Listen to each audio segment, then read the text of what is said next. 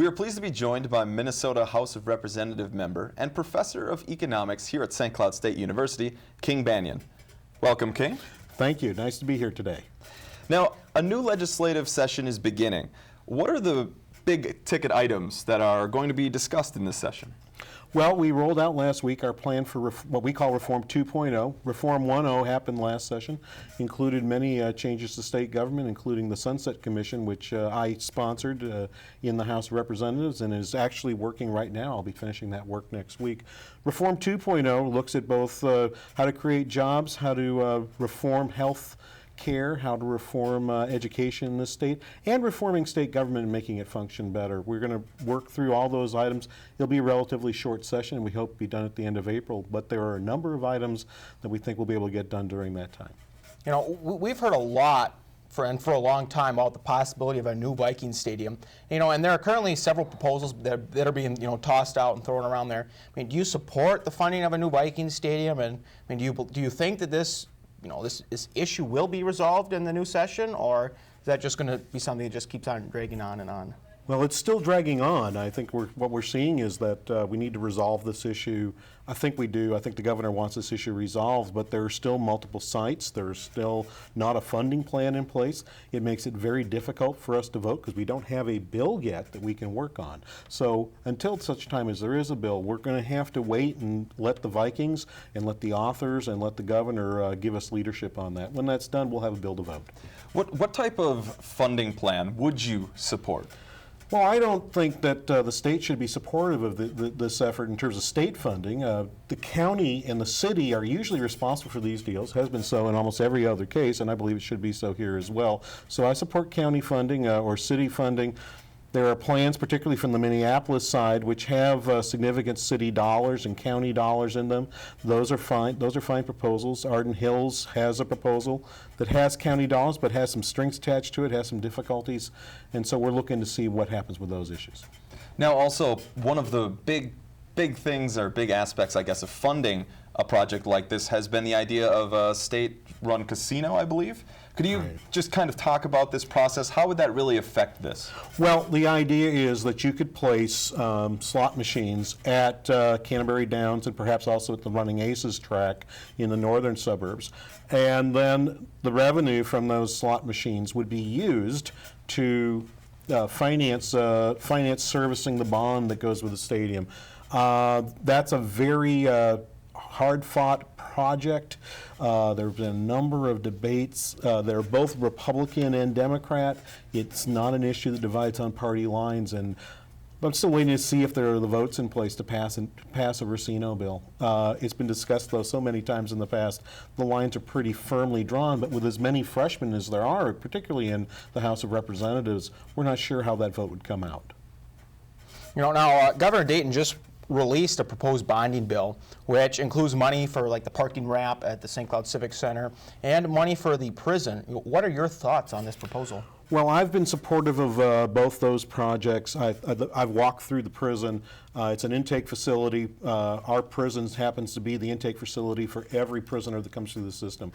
And that area where they do the intake is in need of modernization.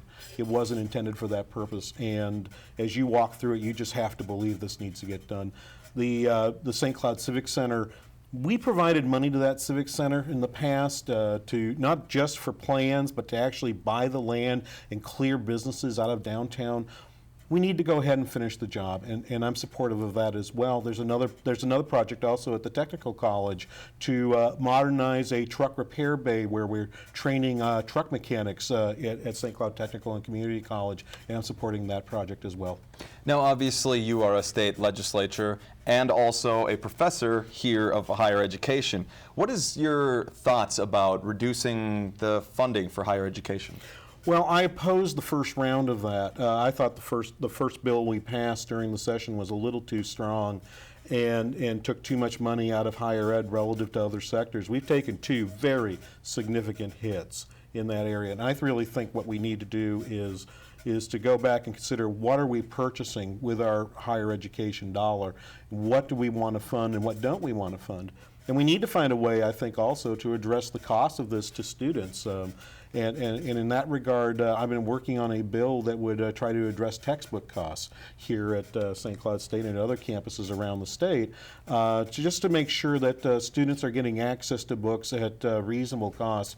When you see students spending $1,000 a year on books, particularly here at our state colleges and our state universities and colleges, that's just a lot of money that's being added on to the cost of higher education. It defeats the purpose of providing an opportunity for higher education for all.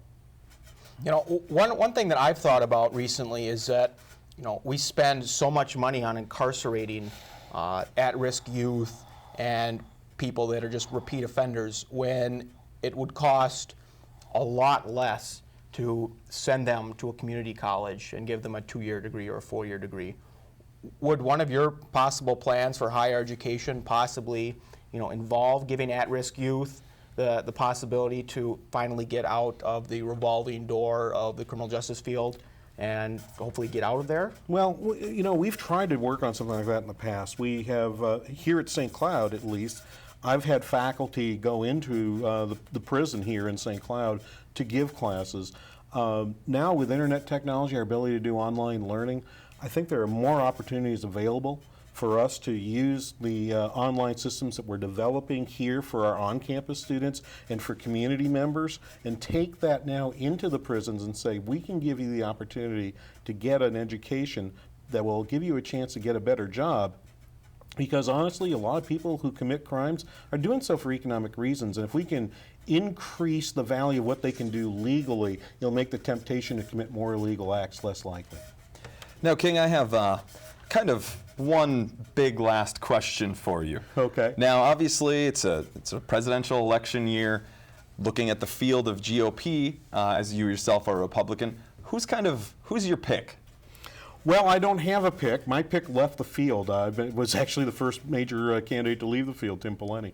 And so what I've been doing is I've been waiting to see a candidate that I believe can do two things. It could unify the members of my party, and then I believe that the goal of the Republican Party should be to win this next election, defeat President Obama in his attempt to be reelected.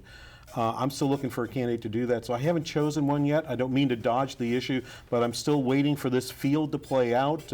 It's been such a volatile election season, 3 different primaries, 3 different winners, and so we're waiting to see who can really establish themselves with some momentum. But I will have to make a choice before we go to caucuses on February 7th, as I hope everyone's watching this broadcast does. It is a very important issue facing the party and all of that, but King, I want to thank you very much for spending some time with us and coming in. Thank you. Thank you for having me.